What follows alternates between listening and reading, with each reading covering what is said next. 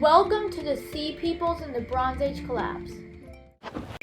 It's 1174 BCE. You're on your way to pillage cities, towns, and anything you set your eyes upon. I'm going to put you in that experience. The ships swayed as they cut through the waters of the eastern Mediterranean, bobbing up and down as they rode the crests of the waves before crashing down into the troughs. The timbers and ropes creaked under the strain. The sail flapped as the wind gusted and then died, billowing with the next breath of wind pushing the ship south. Cries, yells, orders, and snippets of conversation came along with the wind, falling from one ship to the next as the flotilla made its way down the coast of Syria toward the rich land of Canaan and still richer Egypt beyond. These 7 ships had already come a long way. With worn sail, their crews had taken them all the way from the blue waters of the Aegean to the island of Cyprus, now still further east and south, guided by seasoned mariners who traversed the well-known coastlines of the eastern Mediterranean before. The ships had hopped from cove to cove, inlet to inlet, and landing spot to landing spot. Some of those places had been home to fishing villages and communities of traders. After the 7 ships passed through, there had been fewer inhabitants and far less in the way of movable wealth. The crews bristled with weapons, dull bronze spearheads, not swords, glinting in the afternoon sun. They carried their blades with the easy assurance of people who knew how to use them. As the ships rounded a headland, the keen-eyed man shouted back from the lead ship. The language in which he spoke wasn't important. It could have come from a dozen different places scattered along the shorelines of Anatolia or the Aegean, or places even further to the west. What mattered was what he was pointing to. Low mud brick buildings crowded round the harbor with the vague suggestions of ships' masts that's projecting up out of the water. Without any sort of encouragement or shouted orders, the crew sprang into action. They jammed on helmets of bronze and boar's tusks, some with spikes and feathered crowns. They clinched the straps of bronze breastplates and leather corselets into place.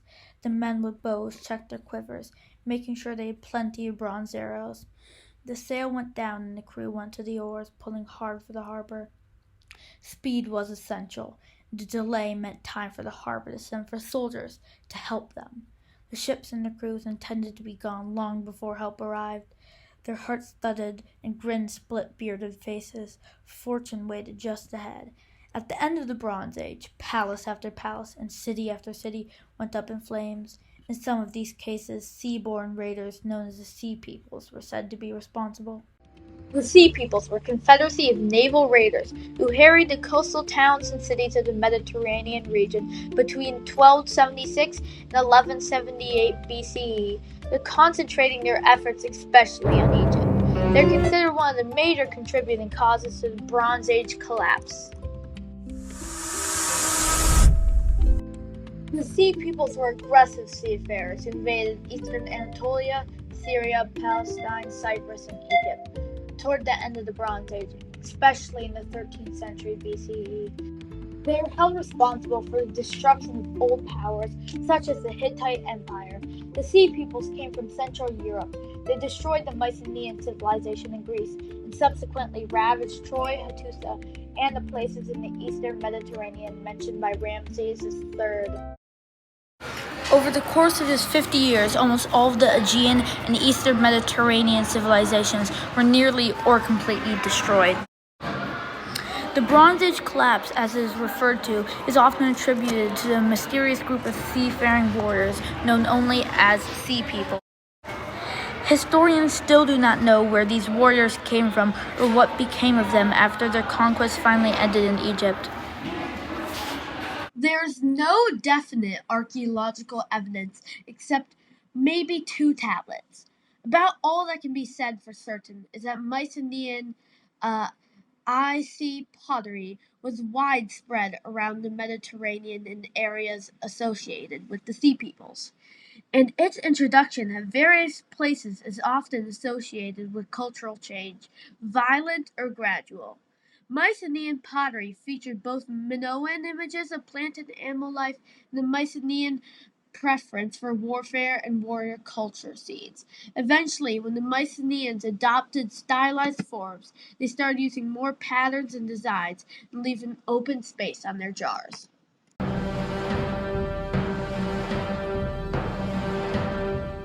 The ancient Egyptian pharaohs often commemorated military victories over their enemies by having them depicted on the walls of great monuments. One of the most famous conflicts recorded on the walls of an Egyptian temple is that of the Battle of the Delta, fought by the pharaoh Ramesses III against the invading Sea peoples. The Battle of the Delta is thought to have been fought during the year 1175 BC.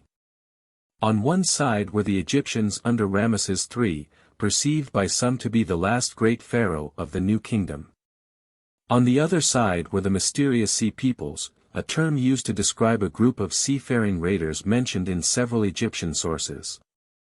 These include the Peleset ancestors of the Philistines, Jeker of Crete, Shikalesh ancestors of the Sicilians, Shardana ancestors of the Sardinians, Lutka possible ancestors of the Lycians and Illyrians ancestors of the Albanians. Incidentally, several ancient Mediterranean civilizations, i.e. the Hittite, Mycenaeans and Mitanni kingdoms, came to an end around 1175 BC, and one theory claims that their downfall was caused by the Sea peoples. The ferocity of these raiders is also echoed in an inscription on the walls of the mortuary temple of Ramesses II in Medinet Habu, where the pharaoh's victory is commemorated. According to the text, not one stood before their hands, and numerous cities were laid to waste. The aggressive Sea peoples seem to have targeted Egypt next, but prior to the Battle of the Delta, Ramesses III had already won a great victory over them at the Battle of Jahi. This battle took place somewhere on Egypt's eastern frontier, and the pharaoh defeated an army of the Sea people who were trying to invade Egypt by land.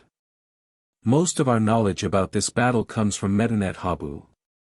However, since there are few other sources, it is possible that Ramesses III did not actually defeat an army at Jahi, but instead gained a victory over a group of refugees fleeing from their cities that had been destroyed by the Sea peoples.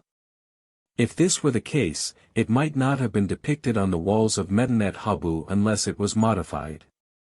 The Sea peoples attempted to invade Egypt by sea, using their advanced sailing skills and technology. However, the Egyptians were less skilled and had less advanced ships. Nonetheless, Ramesses III had a plan. Instead of engaging in open waters, he allowed the Sea peoples to sail unopposed into the Nile Delta, where the Egyptian ships were more maneuverable due to their use of both sails and oars. Bowmen were stationed on the banks of the Nile and on the Egyptian ships to prevent the Sea peoples from landing on Egyptian soil and to shoot arrows at them. The Sea peoples, armed with swords and spears, were unable to counterattack, and grappling hooks were used to capsize many of their ships. Due to Ramesses III's victory at the Battle of the Delta, the Egyptians were able to avoid being conquered by the Sea peoples and suffering destruction at their hands. Nevertheless, there was a heavy price to pay. As a result of this conflict, the Egyptian treasury was drained and the Egyptian army was exhausted, thus contributing to the end of the glory days of the empire.